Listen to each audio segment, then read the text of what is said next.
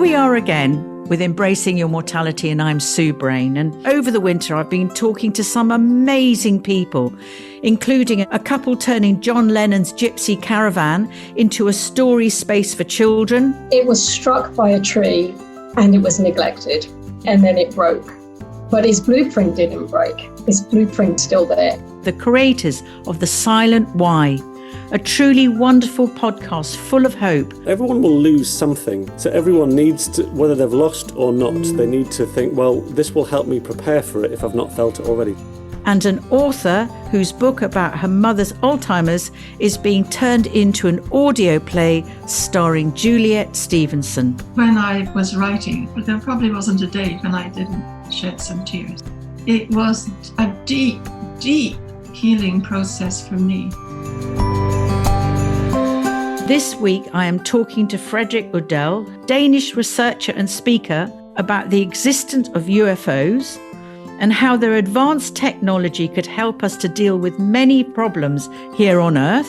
He's also a researcher into near-death experiences and how they teach us about consciousness. I think one of the most compelling, well, it's not a piece of evidence, but a line of evidence is the seeming connection between UFOs and nuclear weapons. It's interesting and important on so many different levels, and it's not really talked about so much.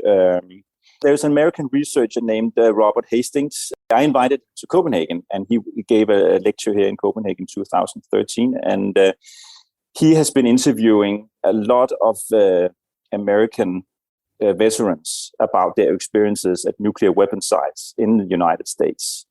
And also, I think he's also talked to veterans from all around the world, actually, but mostly, I suppose, it's from the United States. And some of these people are kind of people who have worked.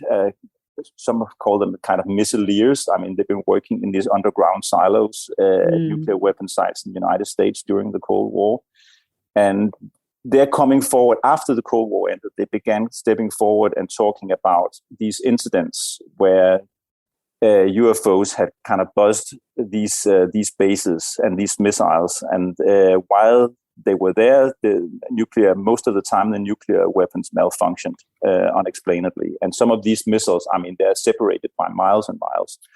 And a lot of these veterans have come forward and talked to Robert Hastings. His book is, I have it right here, it's called UFOs and Nukes, Extraordinary Encounters at Nuclear Weapon Sites. And that really sparked my interest, I think. From what I understand, what happened, there was tension, and I understand that the UFOs appeared and buzzed the sites and actually stopped anybody doing anything weird with a button. Is that right? Yeah, well, I think it's they malfunctioned. I mean, there would be people sitting with all the, if you remember, these people sitting with the keys, and they have to turn the keys in these missile silos all at once in order for the weapons to launch.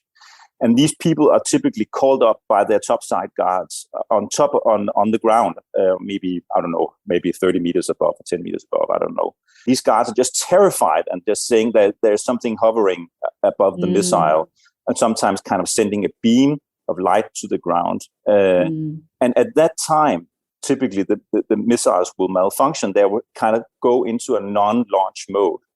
So there's, of course, a lot of speculation about what is going on here? Who is piloting these crafts? We have no control of them, and it's not a coincidence that the missiles are malfunctioning at that moment. Even in some instances, I think there's one case from the Soviet Union. It's because these things have also happened elsewhere, not just in the United States. A few cases where the missiles actually go into a launch mode and they're just about to get launched. I mean, which is very, very serious. I mean, which certainly grabs the attention of these people here. And this is, I mean, episodes that haunt these veterans for the rest of their lives, and they have not. Many of them have not talked about this for decades. Do you feel then that there is life beyond the planet that is caring for us or trying to communicate with us, does not want us to destroy ourselves? I mean, what do you feel is going on? Well, that's one interpretation. I mean, that speculation, in my view, could be an explanation. I think I tend to endorse that speculation that perhaps there are some entities from maybe from outer space or from another dimension or from somewhere. It is extremely intelligent control, these maneuvers. And it's my speculation that they're sending a signal to humanity: don't play with nuclear weapons. I mean, maybe we're not just hurting ourselves. Maybe we're also on some other spiritual level or interdimensional level hurting somebody else in some other dimension. This is just pure speculation. I mean, sure. But there are other interpretations of this. Maybe this is coming clandestine American space technology. Maybe there is a breakaway civilization. It's not really a speculation that I endorse, but some people tend to say, okay, this is not aliens. This is really an advanced military exercise. It's important to emphasize we don't have there's just a lot of questions. I don't have the answer to this enigma, but what I think is overwhelmingly convincing is that there is some kind of extremely advanced technology present in our airspace and in our seas that has been going on for decades. I mean, I think maybe even you could say thousands of years, because these things have also, of course, not the nuclear weapons, but these things in the skies have been reported way back in time. Yeah, and right back to the Mayans, isn't it? This disconnect between what is these extraordinary and very extremely well-documented cases of UFOs during the last maybe 60 or 70 years and the mainstream consensus that life is out there. Everybody's agreeing upon it. Well, the scientists and also the alternative people, there's certainly life outside of the planet Earth. It's just on another exoplanet somewhere light years away, but kind of the disconnect between that there's this extremely potent and unexplained phenomena going on this planet, and then there's nothing in this about this in the news. Well, there is something about it in the news every once in a while, but not on a continuous basis, not like every single day like we have with COVID, for example. This goes on in the media all the time. Yeah, probably this contact, inverted commas, happens really frequently, but we're not told about it. Well, we are told about it, actually, every once in a while. I mean, the authorities, especially the authorities in South America, they're quite open about these phenomena. They just say it's there and we don't know what it is. I mean, and that should just raise a lot of questions in the media, in my opinion. What is going on? I mean, we have this extremely advanced technology displaying its capabilities, flying around our fastest jets with impunity, and nobody's really talking on it on a constant basis. I mean, this technology could potentially solve our energy problems. It must run on some kind of extremely advanced energy source, and there are some physical principles involved here, which we are maybe only just sticking our noses into. Stephen Greer talks a lot about UFOs and just about how many there are actually have been either captured or, I don't know, did you shoot down a UFO? Or they've crashed. And there seems to be a lot of evidence of that too, although it's highly secret. But he does seem to be doing a lot of work in that area to make more people aware of that. I just wondered what your take was on all of that. Well, I don't really typically go in that direction. I mean, it's not really necessary. I mean, I've been very much engaged in the kind of the politicization of the it was a difficult word to say, of the UFO subject, and just the fact that this technology is here, it should be enough. I mean, who knows if there are crash crafts and alien abductions and all these kind of more exotic themes. I mean, I know I've been reading about these things as well.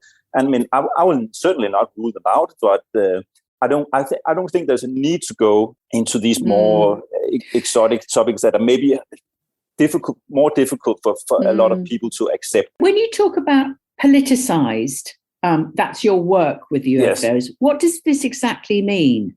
Well, it means that you're looking at the phenomena and saying, okay, this technology, why is it not being used to ameliorate some of our pressing problems on the planet? So we're dealing with climate change, for example, and trying to find new solutions to we're going in wind and solar and fusion and all these technologies. We have electric cars coming out in years. There's a lot of things going on. We're trying to take care of this planet. But if there is an energy source that seems to be, there must be some kind of energy source propelling these these vehicles or these craft.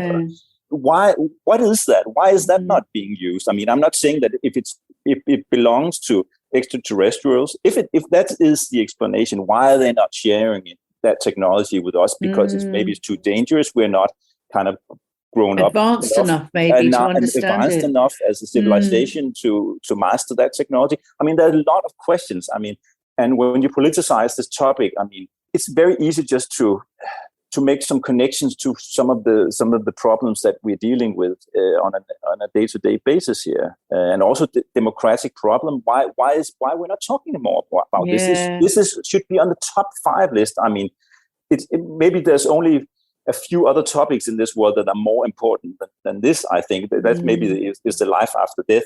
If there really are extraterrestrials coming to this planet visiting us, is this just a Pandora's box? It's huge. Huge. I mean, the podcast is called Embracing Your Mortality. And why is engaging with UFOs or life beyond the planet, how could that help us embrace our mortality more? First of all, there could be a physical connection. I mean, there could be a kind of a dimensional aspect to this. If, let's say, and this is just speculation, I guess, let's say that extraterrestrials have solved the enigma or solved the code of traveling from a distant solar system to our solar system, to our planetary system. How is that done? I mean, there must be a way of circumventing the huge distances of space. I mean, taking a shortcut to here. And maybe there is some kind of dimensional travel needed to doing that, so you can do that shortcut. Maybe there is a completely different understanding of the physical universe and other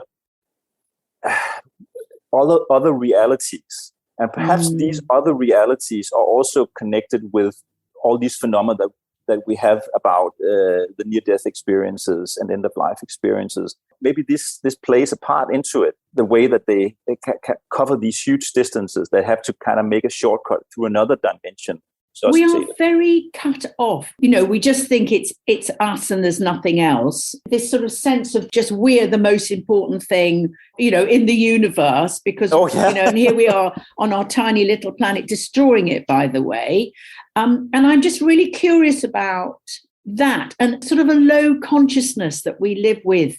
We have to upgrade our understanding of our place in the universe for us to survive here, because otherwise we're just going to completely not just destroy ourselves, but we're going to destroy this beautiful planet. And it's obviously terribly important if we're being visited by other dimensions that are saying, please don't destroy yourselves. Yes. If we could grow up as a civilization, maybe if there are these people visiting us, maybe they would talk to us. I mean, communicate with us on a broad basis, and maybe explain a few things to us about, for example, just telling us do we survive death, for example? We're not the center of the universe. I mean, the Earth is not the center of the solar system anymore. That's at least established. Yeah.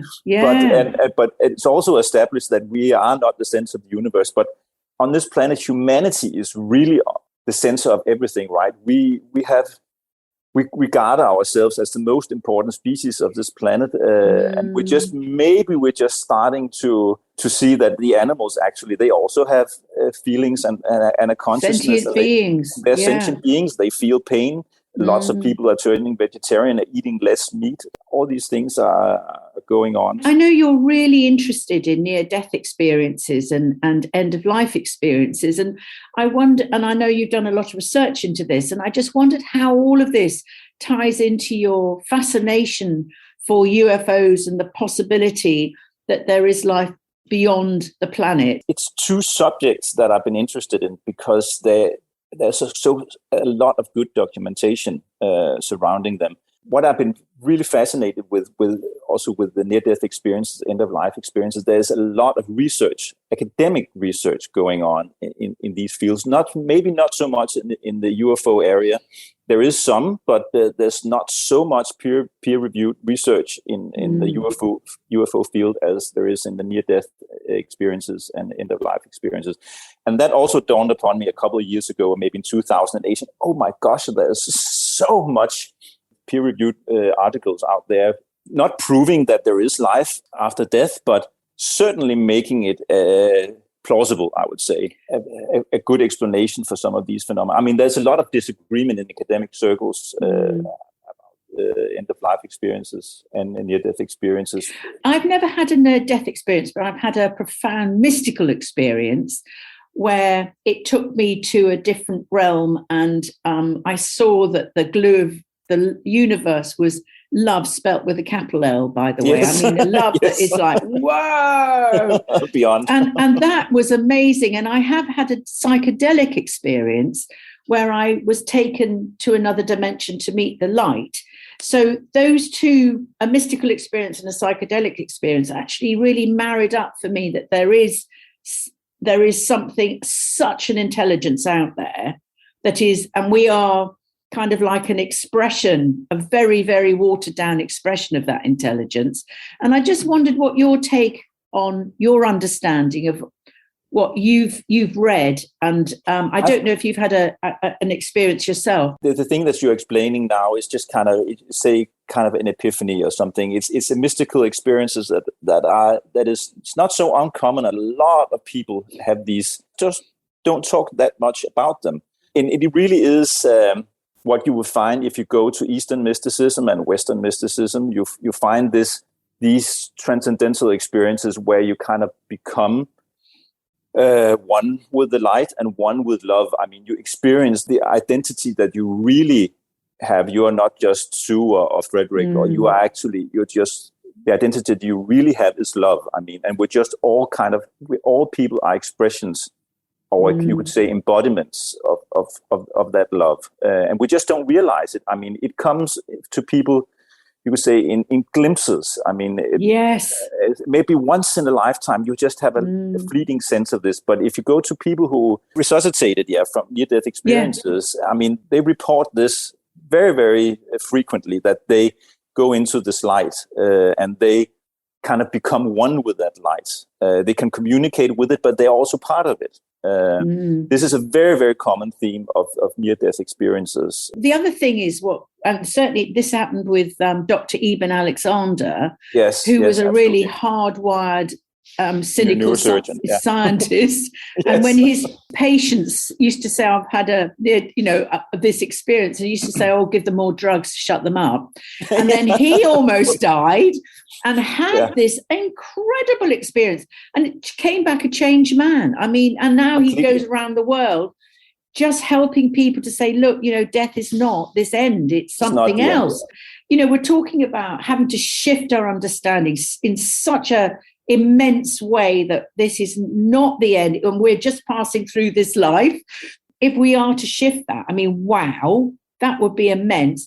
On top of that, UFOs are appearing. I mean, that is like, whoa, mind blown.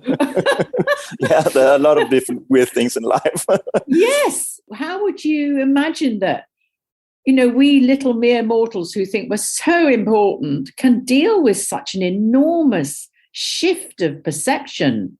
Yeah, I think people deal with it in an individual basis and step by step. I mean, every person has to discover these things on their own. I mean, and I think that's perhaps also the reason why UFOs are not showing up on the White House lawn and the Trafalgar Square in London. I mean, it's maybe the explanation that it would not serve a good purpose. Most people, I think, will have to realize these things themselves and find the truth about these things themselves. I think that's maybe the most wise thing if there are extraterrestrials, that people discover these things. And you cannot force these worldviews on people, I mean. And the trouble is that a lot of the publicity in the films about extraterrestrials, they're all horrible, nasty people, and they're here to destroy the planet. But not all of them, but a lot of them. Yeah, a lot of the films are about that. And I think Steven Spielberg got it beautifully right in that wonderful film, Encounters of the Third Kind. And they had taken people, but actually they were curious. They weren't cruel or nasty. They just curious. My theory is, and I don't know if this is true. This is, again, I have to emphasize, it's high speculation. I mean, I think they're probably here. It seems like there's somebody here that's not us, and I think they might be watching us and waiting until we grow up. But they maybe regard us, this planet, as a school where we'll have to learn a lot of things, and maybe in a couple of 100 years we'll be mature enough to engage in a conversation with them, and they're just here to make certain that the school is not blown up with nuclear weapons or a comet or something else. I just watched Don't Look Up.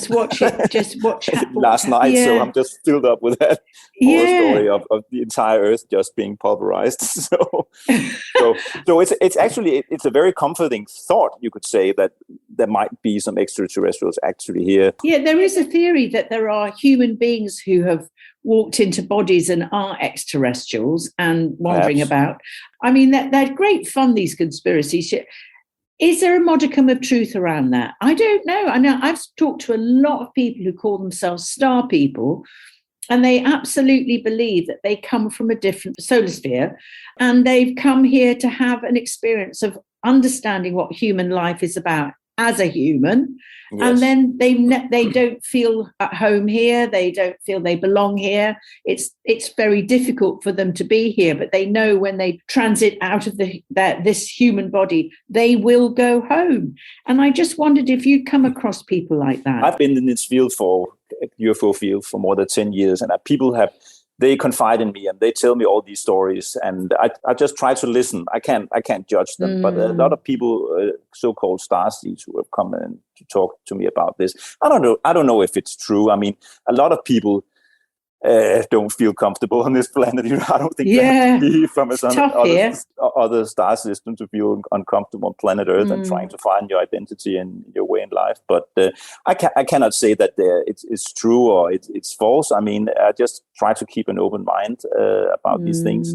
Maybe we should just regard the entire human race as aliens. We are aliens. I mean, we are space beings. We live in space. I think we tend to forget that. Yeah, we're also aliens. Brian Cox, he actually, in his beautiful series, which was about discovering the universe, he says that we come from stardust. We are made up of stardust. Absolutely. So therefore we are part of the universe. But why have we forgotten all of this? Because our ancestors hadn't forgotten. Maybe there is a learning experience here. Maybe because humanity has also lived with a lot of problems dealing with nature, right? We have the material comforts, or a lot of people on the planet have that. We have to go through, as a civilization, have to go through this phase of extreme materialism and to have all these needs covered. And maybe we need to learn that we don't get more satisfied by getting a new iPhone or all these material, because once people they have these things, I think there is kind of this existential vacuum for a lot of people. They say, okay, we need something more. We need some kind of meaning in life. We need some kind of spiritual food in order to be satisfied. And maybe this is the learning experience for us as a collective, as a species. What it comes back to me is this sense of love, because if we're just looking for the outside to fix the whole inside, which most of us do, until we get it, and actually we realize nothing's going to fill the hole. The only thing that's going to fill the hole is if we do the work on ourselves and actually connect back to ourselves. We're always being called back to this love unconsciously. We get deeply uncomfortable and lonely and afraid when we are not connected back to that love. It ties into the UFO subject. Maybe we have to realize this compassion and this love. As a species, we have to be kind to each other and we have to be loving. And maybe it's not for people who are listening to this who are atheists. I mean, maybe it doesn't have to be on a spiritual level. Just be on a civilized way, that we are kind to each other. We don't make wars on each other. And when we have developed as a species these craft, or these, maybe they will land on the White House lawn, then that's the time when they will do it. I mean, sometimes I think of maybe if I wouldn't go down a street in a major city that is filled with crime and drugs and a lot of bad vibes. I would never venture down a road like that. I mean, it's just a consciousness that's on another level. I mean, I'm not moralizing and saying it's wrong. It's just not my vibe. I mean, I don't want to go there. These extraterrestrials, if they're here, maybe they regard. I don't want to talk to them. Maybe they just become interested in us at the point in our history where we developed nuclear weapons and also started venturing into space. I mean, combining nuclear weapons with space travel. I say, okay, maybe there was a big alarm bell that rang at that moment. I mean, in the universe. In the universe, or maybe in our neighborhood of the galaxy. Maybe, I mean, if we were, and let's say that humanity has evolved 100,000 years, we become 100,000 years older, and we just roam the universe as we like, and we see there is a civilization that is developing nuclear weapons and space technology, and they're just about to figure out how to travel between star systems. I mean, they figured out that physics, how that is done, and they also have nuclear weapons. My eyes would be fixed on that civilization. Yeah. They could be bringing their problems to my backyard. That's also speculation, of course, but it could be an explanation. Humanity is in such a mess and a panic, and it doesn't matter which country you're in. It's really dodgy out there on the world stage. Do you think that we're so overwhelmed with that we couldn't possibly take on board the fact that extraterrestrials were here as well? Well, I think if it's maybe it is good that it's done slowly. I mean, I think the newer generations will not be troubled by this because, I mean, it's been in movies for decades now, since the 40s or even the 30s. I mean, the War of the Worlds. I mean, the climatization of this to the humanity has been going on for a long time. And maybe it will take, there are all these guesses in UFO circles. I mean, how long does it take before most of the population will just embrace the idea that we are being visited? I mean, some people say it's going to take 50 more years, maybe 100, maybe. Isn't it exciting, though? Going? Yeah. And also another shift of consciousness is about us, beginning to address our mortality, and life and death is not what we've been told in religious terms, certainly in the West. No. And we're sort of shifting a little bit more into the more Eastern perspectives, which is we're just passing through this life, and then there is a possibility of coming back again. Who knows, by the way? But I'm very open to considering reincarnation. I think it's a possibility. How do UFOs all fit into that? I mean, wow. My guess is that it's all connected in some way, but it's the mechanisms are not very clear to me how exactly it is. I'm almost 50 now, and you're older than me, but people who are maybe in the beginning of their 20s, the new scientists who are growing up now, I mean, people, they don't change their minds when they've reached the age of 30, more or less, I think, in my opinion. You have to, the old paradigm, the old people embracing the old paradigms, they just have to die off, and then the new generation is coming in. That will make the change in the world.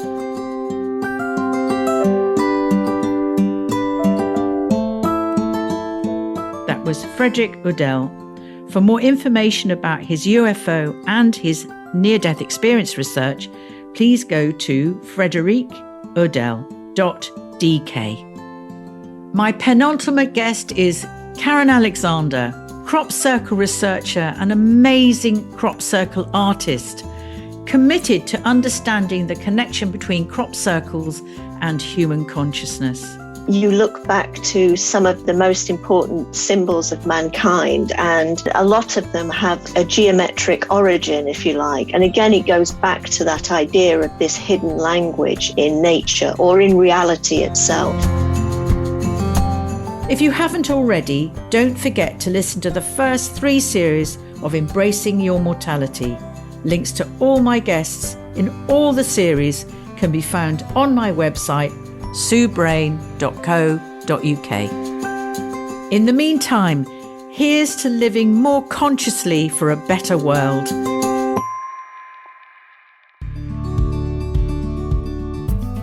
The Embracing Your Mortality podcast was researched and recorded by Sue Brayne and produced and edited by the Podcast Den.